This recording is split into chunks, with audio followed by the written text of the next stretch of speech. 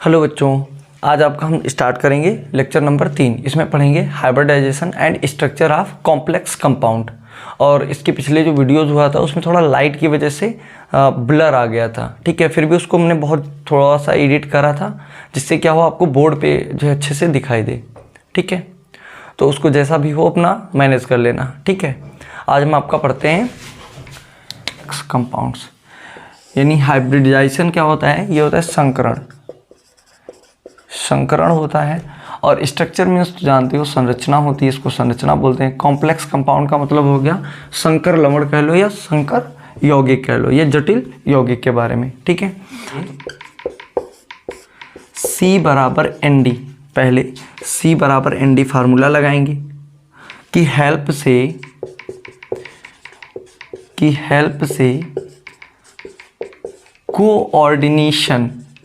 Coordination number calculate करेंगे,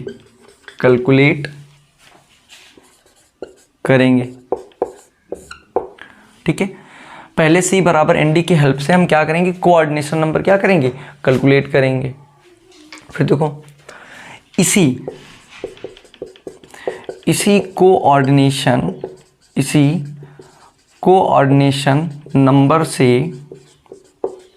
number से hybridisation और स्ट्रक्चर डिसाइड होगा,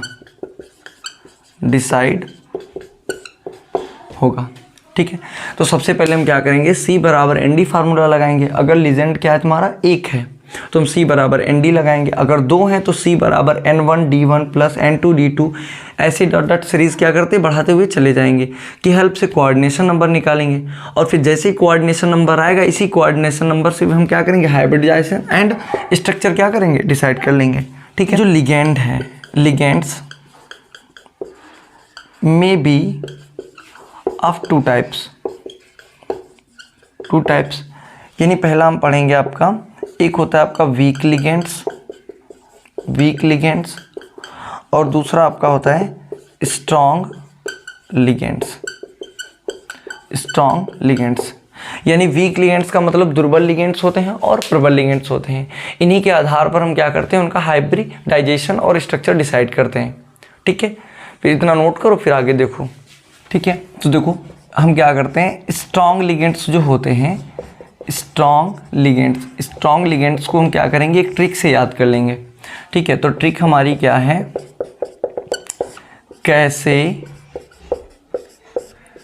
कहें नहीं दया इन्हें, कैसे आपसे याद रखना आप, CO कहें से CN माइनस, नहीं NO2, दया मतलब DIPY, और इन्हें में आपके 2 आ जाएंगे, एक आएगा EN और एक आएगा NH3। तो EN क्या है, इथाइलिन डाईएमीन, इसको हम पीछे लिखा चुके हैं, अपना देख लेना। DIPY क्या है, डाईपिरिडिल, और BIPY क्या होता है, बाईपिरिडिल, ठीक है। डाईपिरिडिल और इथाइलिन डाईएमीन, ठीक है। तो ये आपके क्या है, स्ट्रॉन्ग लिगेंड है, ये सारे क्या है, स्ट्रॉन्ग लिगेंड है। तो इनके अलावा बाकी सारे लिगेंड्स को वीक लिगेंड्स मानेंगे। यानी इनके अलावा जो भी लिगेंड्स हमको लगा हुआ मिलेगा वो सब क्या होगा, वीक लिगेंड्स मानेंगे। क्या मानेंगे, वीक लिगेंड्स मानेंगे, ठीक है। थोड़ा सा नोट बना के ध्यान रख लो, यानी नोट में आपको क्या लिखना है कि NH3, ये NH3 दिख रहा है ना, NH3 स्ट्रॉन्ग लिगेंड है, बट अगर सेंट्रल मेटल आपका Fe, Ni या Zn यानी आयरन, निकल या जिंक है तो NH3 को वीक लिगेंड मानकर हाइब्रिडाइजेशन एंड स्ट्रक्चर बताएंगे। ठीक है, क्या कहता है कि स्ट्रॉन्ग लिगेंड क्या हो गए कि कैसे कहे नहीं दया इन्हें, यानी कैसे मतलब CO, CN-, NO2, DIPY, EN और NH3। तो कह रहा है इनके अलावा, यानी इनके अलावा बाकी सारे जो हैं वो सब क्या है, वीक लिगेंड्स मानेंगे। बस नोट आपको याद रखना है कि NH3 आपका क्या है, स्ट्रॉन्ग लिगेंड है। बट अगर सेंट्रल मेटल आपका क्या आ जाए, Fe हो या Ni हो या Zn हो, तो आप क्या करोगे, NH3 को क्या बताओगे, वीक लिगेंड मान लोगे, और इसको वीक लिगेंड मानकर ही क्या करेंगे, हाइब्रिडाइजेशन एंड स्ट्रक्चर नेम बताएंगे। ठीक है, फिर आगे देखो, अगर कोऑर्डिनेशन नंबर आपका 2 आ जाए तो हाइब्रिडाइजेशन क्या बताओगे, sp बताओगे, और स्ट्रक्चर आपका क्या हो जाएगा, लीनियर। ठीक है, क्या हो जाएगा, लीनियर हो जाएगा। और यदि कोऑर्डिनेशन नंबर 3 है तो आप हाइब्रिडाइजेशन क्या बताओगे, sp2 बताओगे, और इसका स्ट्रक्चर नेम क्या बताओगे, ट्राइगोनल प्लेनर बताओगे। ठीक है, और अगर 4 है तो 4 की कंडीशंस क्या बनने वाली हैं, 2 बनेंगी। 4 की कंडीशंस क्या बन जाएंगी, 2 बन जाएंगी। एक बन जाएगी वीक लिगेंड के लिए और दूसरा बन जाएगा आपका स्ट्रॉन्ग लिगेंड्स के लिए। ठीक है, अगर वीक लिगेंड्स कहे तो आप बताओगे sp3। ठीक है, और इसका स्ट्रक्चर नेम क्या बताओगे, टेट्राहेड्रल, चतुष्फलकीय टेट्राहेड्रल बता दोगे। और अगर स्ट्रॉन्ग लिगेंड है तो इसका बताओगे DSP2 हाइब्रिडाइजेशन बताओगे, और इसका जो स्ट्रक्चर हो जाएगा वो हो जाएगा स्क्वायर प्लेनर। क्या हो जाएगा, स्क्वायर प्लेनर हो जाएगा। ठीक है, अगर 5 है तो 5 के लिए भी 2 कंडीशन बनाओगे। क्या बनाओगे, अगर वीक लिगेंड है ठीक है, और स्ट्रॉन्ग लिगेंड है, तो वीक लिगेंड के लिए आप क्या बताओगे, sp3d बता दोगे, और sp3d के लिए स्ट्रक्चर क्या बताओगे, स्क्वायर पिरामिडल बता दोगे। ठीक है, और स्ट्रॉन्ग लिगेंड है तो इसके लिए बता दोगे DSP3 बता दोगे, और इसके लिए आपका क्या आ जाएगा, ट्राइगोनल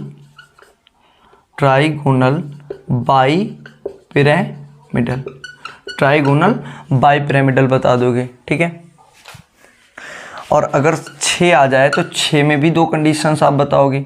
6 के लिए अगर वीक लिगेंड है, ठीक है, या फिर आपका स्ट्रॉन्ग लिगेंड है, तो वीक लिगेंड के लिए आप बताओगे sp3d2, और इसका स्ट्रक्चर नेम क्या बताओगे, ऑक्टाहेड्रल। क्या बताओगे, ऑक्टाहेड्रल। और अगर स्ट्रॉन्ग लिगेंड है तो इसको बताओगे D2sp3, और इसके लिए क्या बता दोगे, ऑक्टाहेड्रल। यानी 6 में अगर वीक लिगेंड आए तो sp3d2 हाइब्रिडाइजेशन बताओगे, और ऑक्टाहेड्रल उसका क्या हो जाएगा, स्ट्रक्चर हो जाएगा, यानी अष्टफलकीय। और अगर 6 कोऑर्डिनेशन नंबर 6 आए और स्ट्रॉन्ग लिगेंड है तो D2sp3 बताएंगे, इसका भी क्या होगा, ऑक्टाहेड्रल हो जाएगा। ऐसे इसमें 5 है तो वीक लिगेंड के लिए क्या है, sp3d, स्ट्रॉन्ग लिगेंड है तो DSP3, और इसके लिए स्क्वायर पिरामिडल और ट्राइगोनल बाइपिरामिडल। ठीक है, ये आपका कोऑर्डिनेशन नंबर हो गया, ये हाइब्रिडाइजेशन हो गया, ये स्ट्रक्चर नेम हो गया। इसको रट लो। अब देखो कुछ क्या करते हैं, एग्जाम्पल्स करवा देते हैं। ठीक है, नोट करो। नोट में क्या लिखेंगे, पहला पॉइंट है कि जो CO है, CO इज स्ट्रॉन्ग लिगेंड। ये आपका क्या है, स्ट्रॉन्ग लिगेंड है, बट NiCO का होल 4 इज sp3 टेट्राहेड्रल। ठीक है, CO इज स्ट्रॉन्ग लिगेंड है but NiCO4 is sp3 tetrahedral, यानी CO क्या है, स्ट्रॉन्ग लिगेंड है, फिर भी इसका क्या होता है, स्ट्रॉन्ग लिगेंड होने पर भी इसका sp3 टेट्राहेड्रल, यानी हाइब्रिडाइजेशन क्या होता है, sp3 होता है, और स्ट्रक्चर क्या होता है, टेट्राहेड्रल होता है। इसको याद रखना। ठीक है, फिर नेक्स्ट देखो क्या कहता है, देखो क्या कहता है, अगर सेंट्रल मेटल PD या PT, पैलेडियम या प्लेटिनम है, तो कोऑर्डिनेशन नंबर, तो कोऑर्डिनेशन नंबर 4 में, तो कोऑर्डिनेशन नंबर 4 में DsP2 स्क्वायर प्लेनर बताएंगे, प्लेनर बताएंगे, चाहे स्ट्रॉन्ग लिगेंड हो या वीक लिगेंड हो, या वीक लिगेंड हो। कि अगर सेंट्रल मेटल पैलेडियम या प्लेटिनम है तो कोऑर्डिनेशन नंबर, तो कोऑर्डिनेशन नंबर क्या है 4, यानी कोऑर्डिनेशन नंबर 4 आ जाए तो 4 में हम क्या बताएंगे, सीधा आपका बताना है कि हाइब्रिडाइजेशन क्या होगा, DsP2 होगा और स्ट्रक्चर क्या होगा, स्क्वायर प्लेनर होगा। ठीक है, यही आंसर बताना है जब क्या हो, सेंट्रल मेटल ये हो। ठीक है, और चाहे आपका स्ट्रॉन्ग लिगेंड हो या वीक लिगेंड, कुछ भी बन रहा हो, इससे कोई फर्क नहीं पड़ने वाला है। ठीक है, फॉर एग्जाम्पल जैसे मान लो दिया हो PtCl4 की पावर 2-। ठीक है, तो इसमें क्या करेंगे, C बराबर N गुणे D फार्मूला लगाएंगे। N कितना है, 4 है। Cl क्या है, और Cl की डेंसिटी कितनी आती है, तो इसकी डेंसिटी कितनी होती है, 1 होती है, तो 1 बराबर कितना है, 4। तो कोऑर्डिनेशन नंबर क्या आया, 4 आ गया। और हमारा सेंट्रल मेटल क्या है, प्लेटिनम है, तो इसका हाइब्रिडाइजेशन क्या बताएंगे, DsP2 बताएंगे। हाइब्रिडाइजेशन क्या बताएंगे, DsP2 बताएंगे। और अगर स्ट्रक्चर पूछ दे तो स्ट्रक्चर इसका क्या बताएंगे, स्क्वायर प्लेनर। क्या बताएंगे, स्क्वायर प्लेनर बताएंगे। ठीक है, नोट करो। अगला देखो क्या कहता है कि अगर हाइब्रिडाइजेशन sp3d या sp3d2 है तो ऐसे कंपाउंड्स को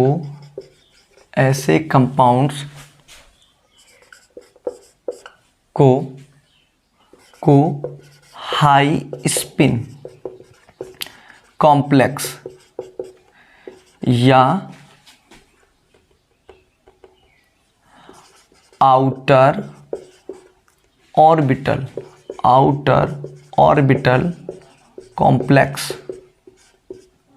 भी कहते हैं। ठीक है, अगर हाइब्रिडाइजेशन sp3 या sp3d2 है तो ऐसे कंपाउंड्स को हाई स्पिन कॉम्प्लेक्स या आउटर ऑर्बिटल कॉम्प्लेक्स भी कहते हैं। अगला नोट देखो क्या कहता है, अगला क्या कहता है कि अगर हाइब्रिडाइजेशन DsP3 या D2sp3 है तो ऐसे कंपाउंड्स